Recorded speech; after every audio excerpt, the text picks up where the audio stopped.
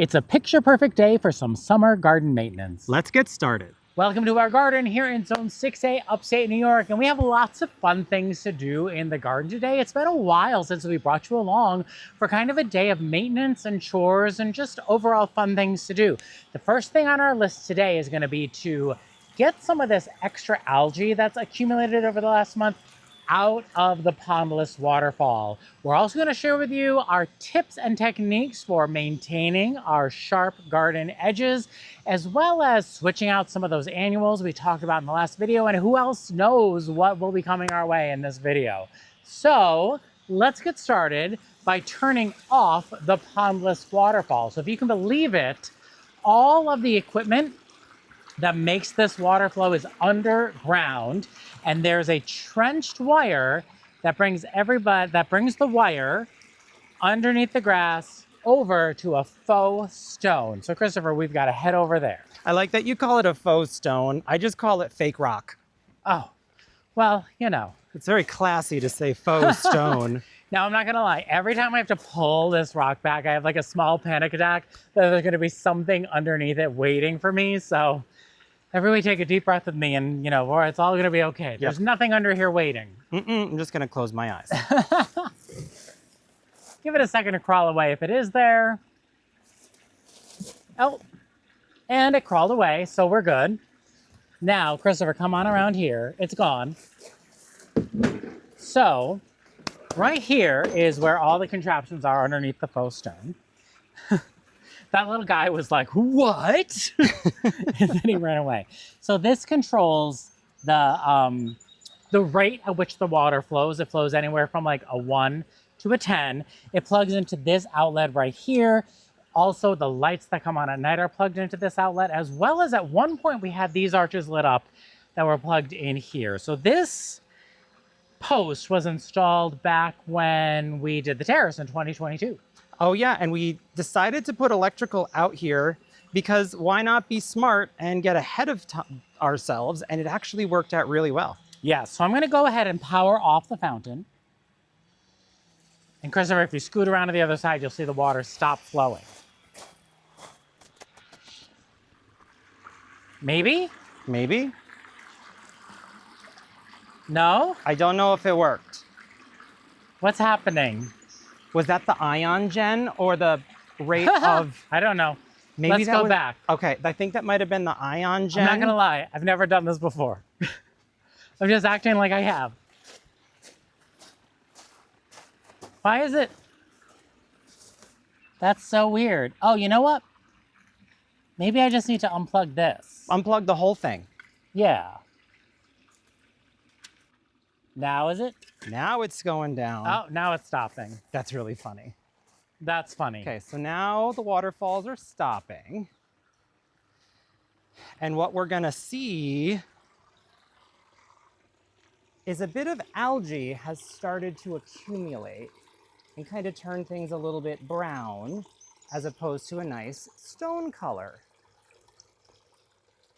So let's just let this drain for a few moments, and then we'll get out the hose and we'll get out our little algicide and get to work.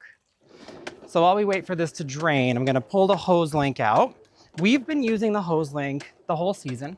It was our first time using a HoseLink, and we were excited because they came out with the longer length, and that was the reason that it finally fit our garden space.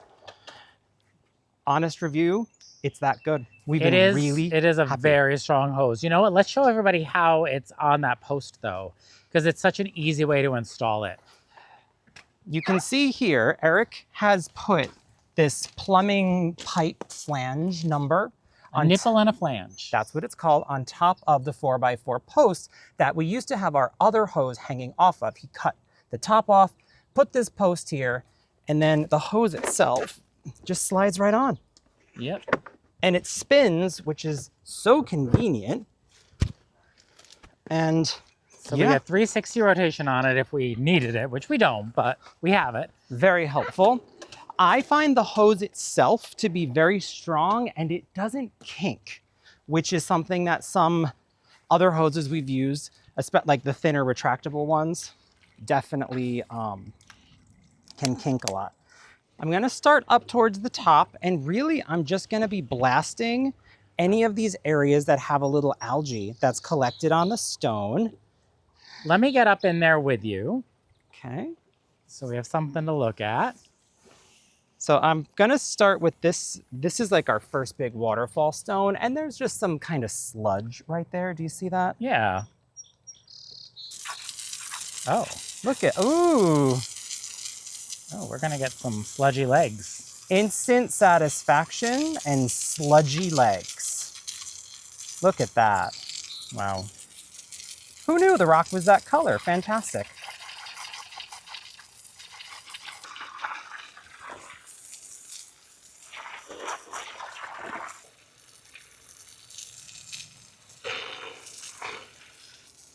While we're up here, I'll give you a little update on the Paisley Pup dog hobbles. I think they're definitely getting too much sun, so we've already decided to move them to a shadier spot this fall.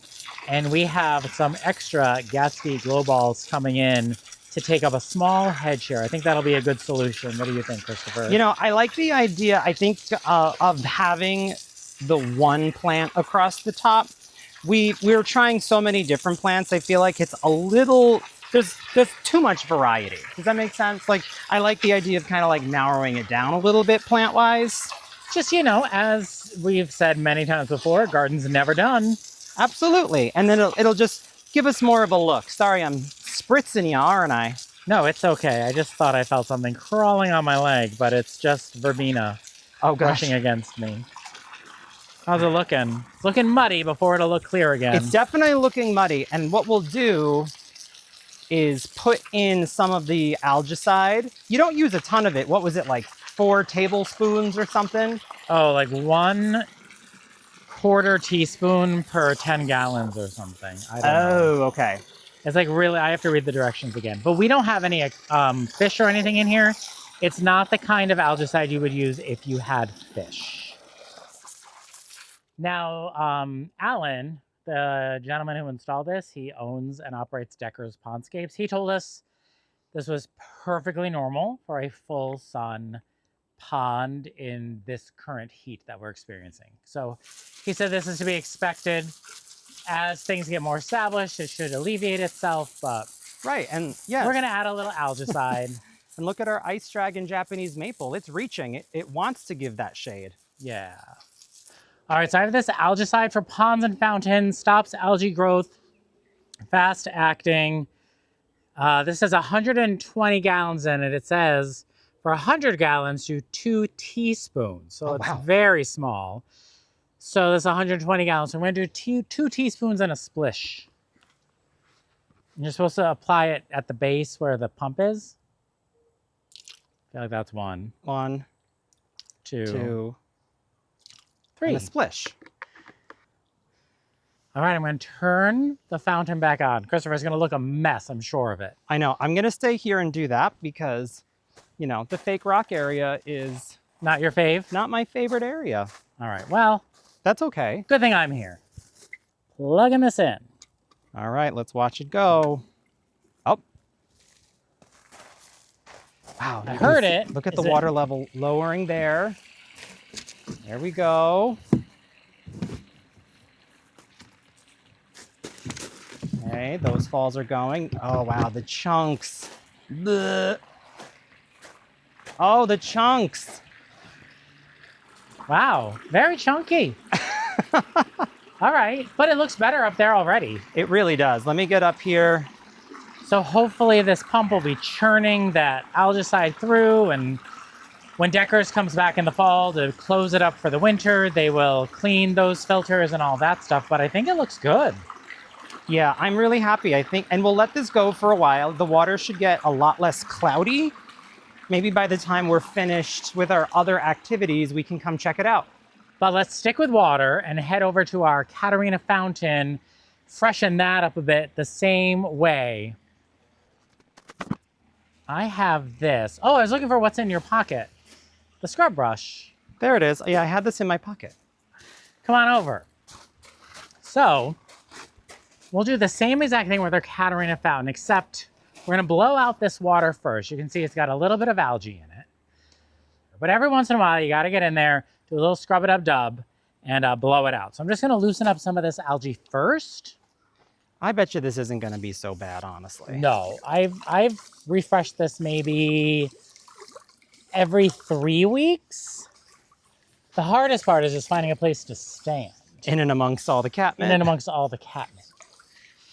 While he's doing that, can we just have an appreciation moment for the 3rd or 4th flush of the Lady of Shalott roses? Some deadheading to be done, but look at this new growth right here.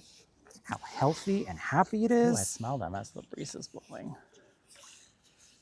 How much am I missing on the far side that I can't see? That's the only spot you had missed. Okay. Very soothing ASMR. Is it? It's a little creepy. Rushing algae water.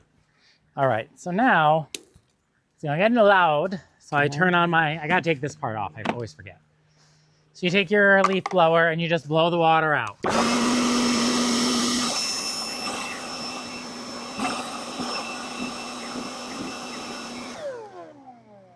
There we go. Easy, right? Very good.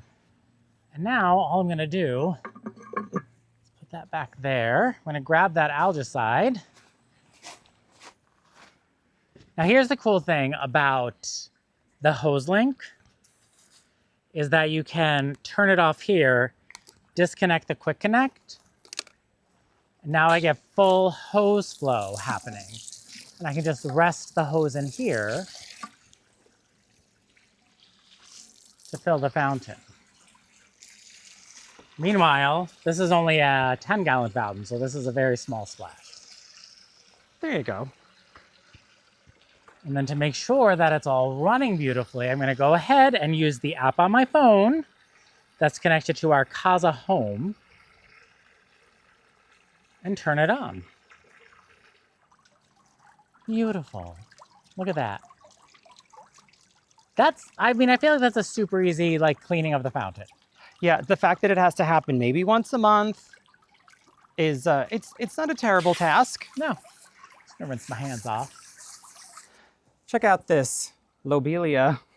This is not happy. No, I don't know why, because we have some in full sun that's doing really, really well.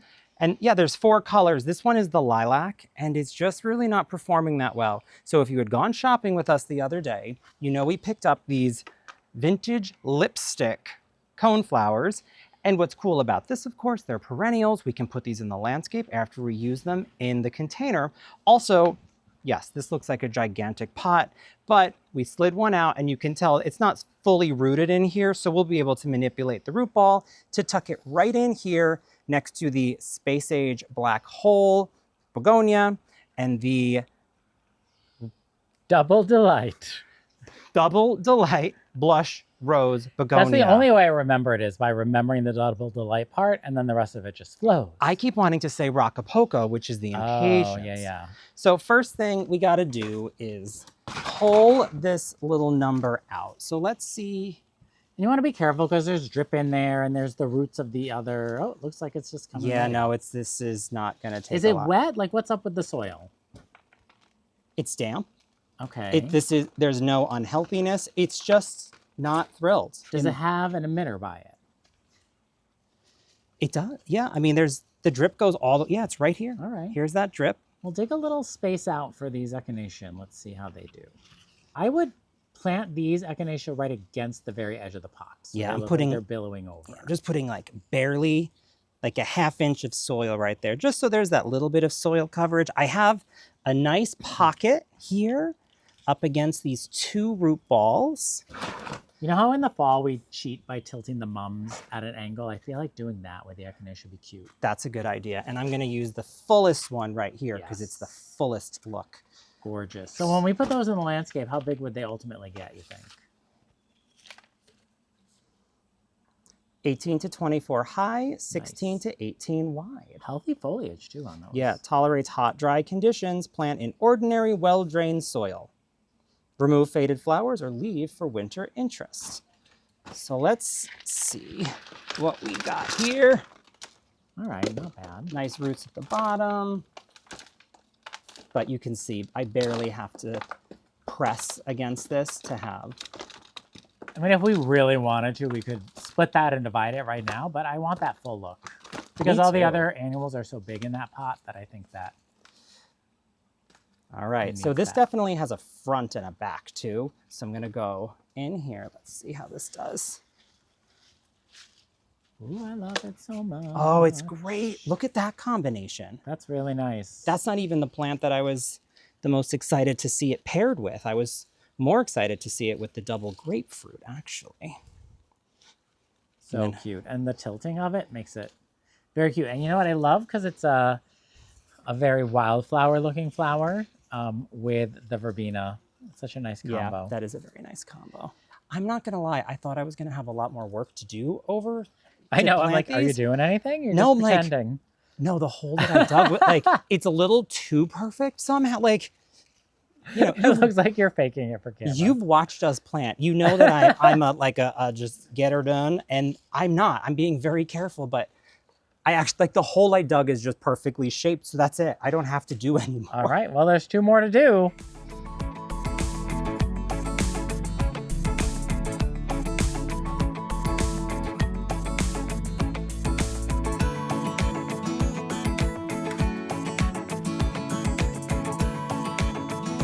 What an upgrade with just 3 perennial coneflowers in our lovely part sun to part shade container with the Double Delight Blush Rose Begonia. I like the way that this pulls the pink out of the magic grapefruit. And it kind of merges the pinks from the grapefruit to the coneflower. Yeah, and honestly, this kind of stands out a little more too. Sometimes you put one plant in there and it really kind of knocks the whole composition together. Let's water them in. Let's water these in.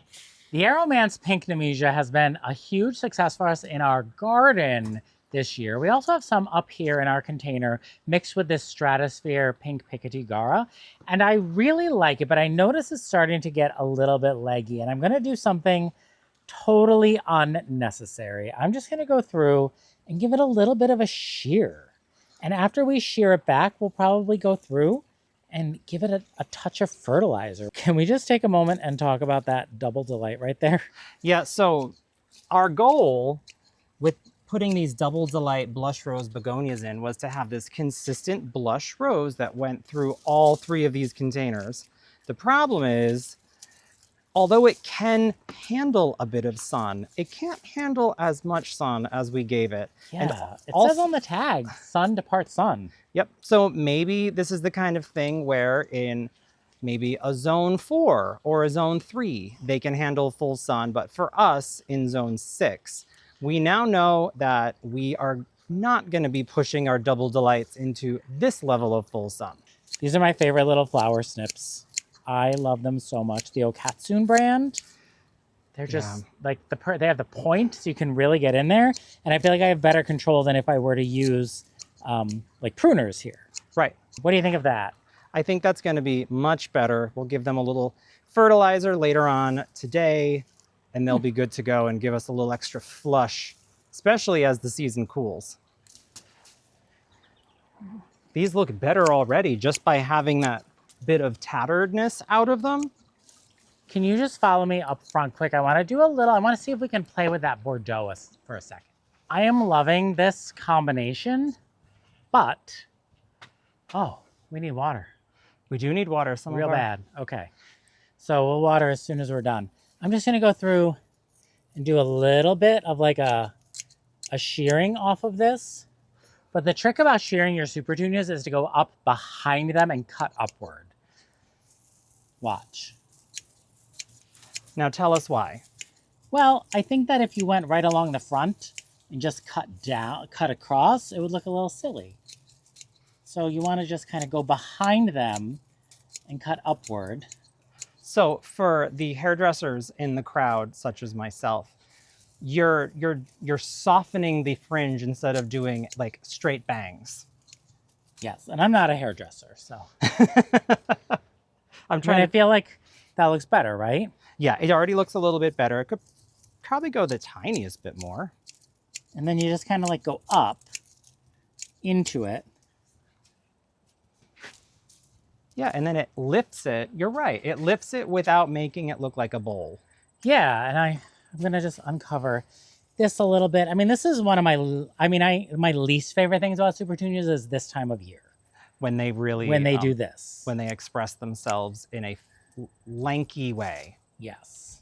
But the way to correct that is to do exactly what we're doing and then fertilizing them. How does that look? I think that looks better. Do you think that the Delta could do with a bit of snipping? Yeah, I don't know what is up with this Delta. It's a funny plant. Are those leaves or they're beans? It almost looks like beans. No, I think it's in need of water. Okay. I don't know. Do you think I should snip it? So if I snip it, it looks like that. Don't snip it. I think it'll be okay. What do we think about this Supertunia right here? That one, as far as balance goes, it should come up the tiniest bit. It should? Yeah, just a little bit. Just so it's not that much lower than the other one. How's that? That's better. Does that look overall pretty uniform? It does. It just looks a little cleaner. And again, those are the Selenia apricot begonias. Again, not loving the sun, despite it even being in their name. Look at all our boxwoods we got to plant. Yeah, we have. We should definitely move those back into the shade. Yeah, they're getting put in the shade. And they're going on drip, so. I'm excited to see you do that, because me not having to water them every day is going to be great. How is that? Gosh, that was so effective. Hold on. I got out of the angle. Wow. Oh, yeah, there's one little chunk. Keep reaching. There it is. Get that last piece. Oh my gosh, it looks so much better. Who knew this would be the most satisfying part of the day? Well, every time I drive up the driveway, I'm like, oh, I got to cut those. And they'll appreciate it, I think. Yeah, and as I'm looking at them, the Bordeaux has almost lost a little bit of its luster. These definitely need a little bit of a snack. A little fertilizer. This one's very bulky here. Well, this container, it gets that last bit of sun when the other ones just kind of go out of sun. This keeps getting radiated on. And they're black. I don't know if you can see them, but these are black containers too, so they're very warm. When did I feel like I just watered these roses yesterday, but I guess we're at that time of year where it's every day. Remember years ago we had self-watering containers here and they were black and the water was almost boiling? They were just like sitting in bathtubs of hot water. The Chapin Wet Dry Sprayer has made fertilizing so much easier. You fill this basket up inside the reservoir with your water-soluble fertilizer. You take the dial and you put it to the correct amount of tablespoons per gallon. In this case, proven when your winner's water soluble is 2 tablespoons per gallon. So you just turn your dial till you see 2 tablespoons. And then what we like to do in the front containers is set a timer so we know exactly how much water goes into each of them. That's what we do. Let's do it. Let's get this one started. I'll start the timer. On your mark, get set, go. Now this is going to be riveting. We're finishing up the third one. I do love that Chapin. It has changed fertilizing annuals tremendously. Oh, big time. How many did we decide? Was it 1.5 minutes each? 1.5 minutes of watering for each container. I think the roses are going to really like it. I think they're going to like that fertilizer too, honestly. And we were actually talking about what we're going to do with these roses come wintertime. We'll remove the annuals. We'll do our regular fall plantings underneath them. But once freezing comes, we're going to move them into the garage. Yep, and they're going to live happily in the garage for winter. We get a lot of questions on Instagram and YouTube about maintaining our lawn and maintaining the clean edges in our garden. And we're happy to share with you what we do. We don't think it's that breakthrough of a thing that we do, but we are super happy to tell you exactly how it all goes down. So as far as lawn is concerned, this is just a mix of perennial rye and bluegrasses, so it's very common in our area here in upstate New York. We have irrigation sprinklers in our lawn, which again is very common, especially in neighborhoods with HOAs. And so those we run weather dependently. Sometimes we have very wet springs and we don't run our sprinklers at all. Sometimes we have very dry patches. If we're going through a super dry patch, I'll usually set the lawn sprinklers to run pre-sunup, so before dawn. They're running starting at 3 a.m. and sometimes an hour a zone. And it just soaks that lawn for a full hour and then it goes on to the next zone. We don't do that every day. We do it every other day, every third day, because that trains your grass. In theory, this is what I've heard, trains your grass to build those roots or have their roots go deep down into the soil. The other thing we do is we hire a company. The one we're working with currently is called Apex Turf.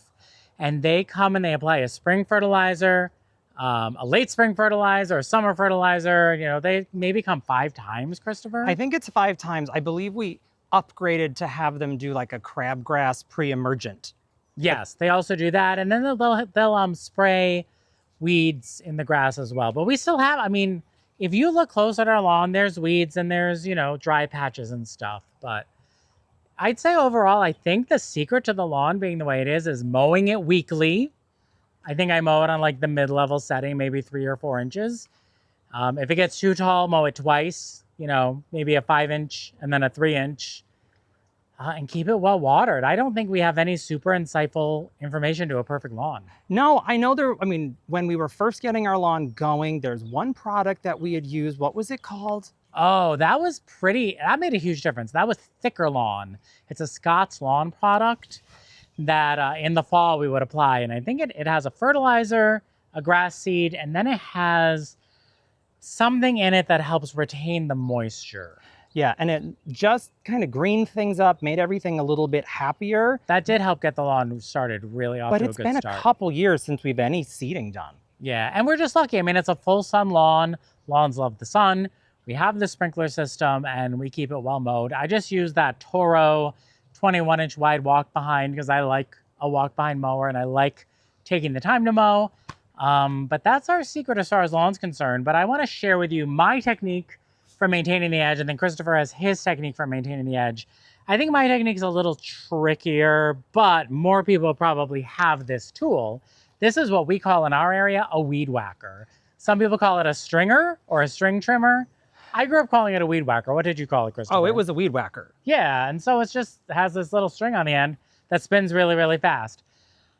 Our neighbor across the street, he and his 2 sons mow lawns, and I was watching him teach his younger son how to do edges with the weed whacker. And I was just like casually cleaning the garage, observing out of the corner of my eye. I didn't want to interrupt, but I was like, oh, that makes sense. I'm going to try it. And it did take me a few rounds to get control and get it right. And I'll still probably go off course. But what I do is I turn the weed whacker on its side like this. And then I'm going to stand here so that I line this head here up with the edge that I'm trying to cut. If I look ahead, what I tend to do is I start to turn, and then it's just a total mess. So I will say the first few times I did it, my right arm, exhausted, like shaking at the end. But I think I've got it pretty well down. So take a look at the before.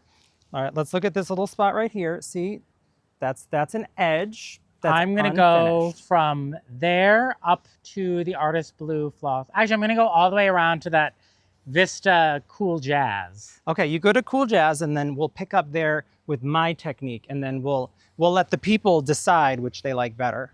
I mean, they work equally well. They do, honestly. So I'm going to line it up.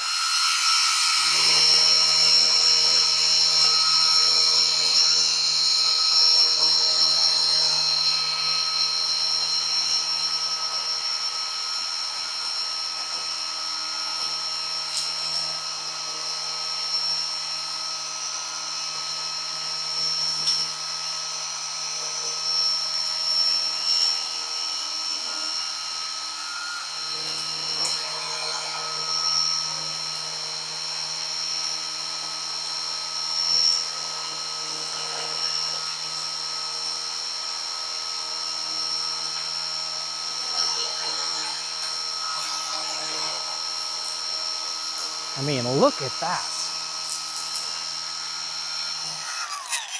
Okay. What do you think? Very crisp. I'm not gonna lie, even before I get my version out, I think I prefer yours. I'm gonna do this edge too, just so they match really quick. Okay. If you don't mind. While I'm doing it, I might as well.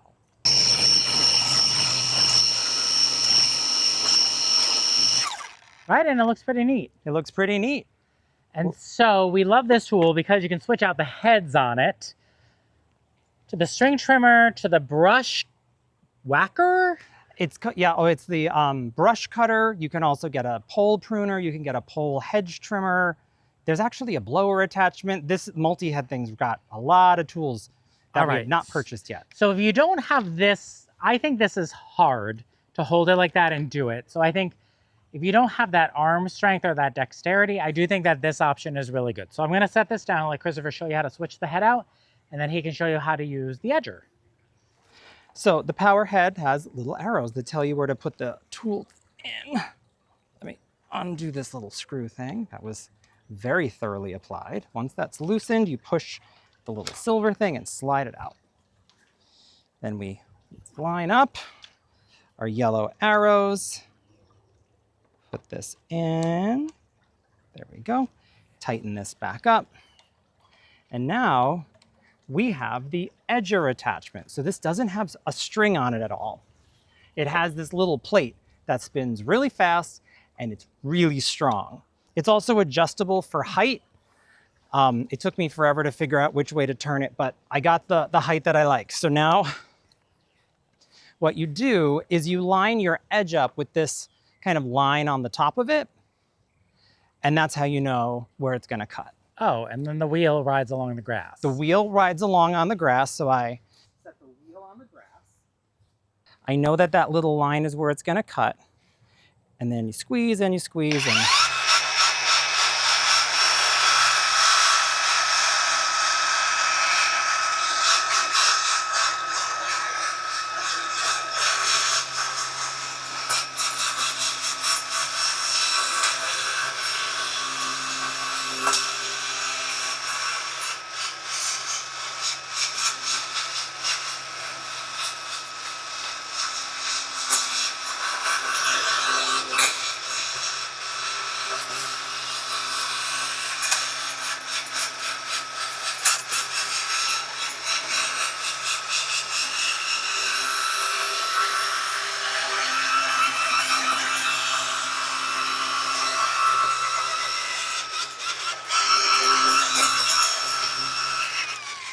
I think that does a great job too.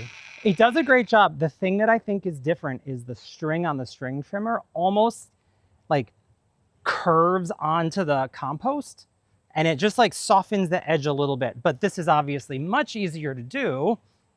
It is. I think that if you have the strength and dexterity to do the string trimmer, you've probably already got that at home. It's a good idea to do it that way. If you don't, this is a great option. Right, it's also really easy to do straight lines.